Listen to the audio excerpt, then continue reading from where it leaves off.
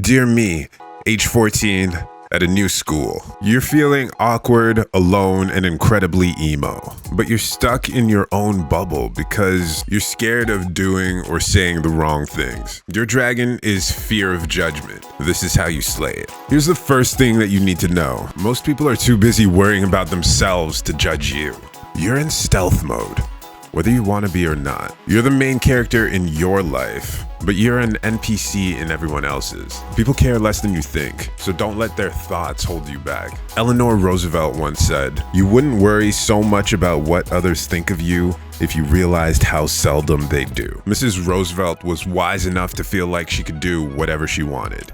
Anyway, 14-year-old me, I know you're not feeling free right now. You are stuck in a cage, but I can tell you 23 years later that you are the one keeping yourself in that cage. You have the power to walk out of it whenever you want to. You can go to parties, you can ask girls out, you can say what you feel and be who you are. There is space for the authentic you in this world. You don't have to hide. Even if people actually are judging you, now what? I can tell you that in moments when we actually were judged, it really didn't matter at all. It's like getting caught by someone in a stealth game, but they don't have the ability to do anything after that. They have no weapons and they can't call for backup. You can both know that they saw you, but what happens next is completely up to you. You're acting as if judgment is a one-hit kill that needs to be avoided at all costs. And I get it, it's uncomfortable. It's not something that feels good, but it's really not that bad. And to get to the point where I realize that it's not that bad, what works for me is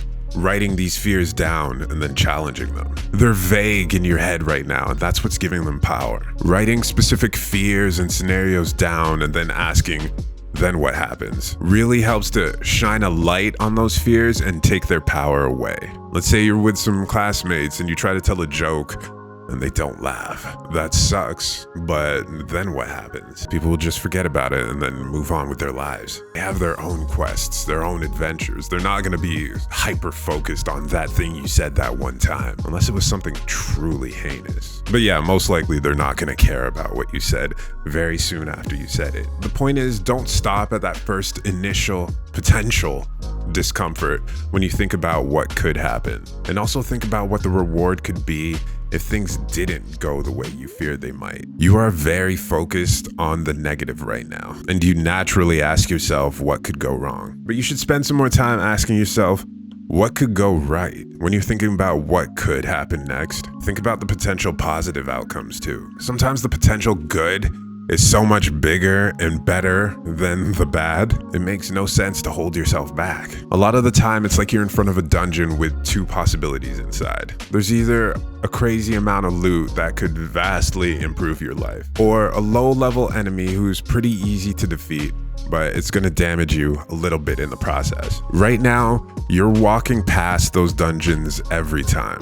You're prioritizing not taking any damage, but you're cutting yourself off from some of the amazing rewards and experiences that life has to offer. All because of this guy? That's NPC behavior. Also, every time you walk by these dungeons out of fear, you give that fear more power, and you're reinforcing the idea that you're not strong enough, or smart enough, or brave enough to handle what's beyond that doorway. On the other hand, every time you decide to walk into that cave or dungeon, you either get the reward or you fight off the enemy, get the experience, and get stronger. If you look at it this way, then taking those small risks is always the right move. So, dear 14-year-old me, slaying this dragon doesn't mean you'll never feel fear again. It means you'll stop letting it control you.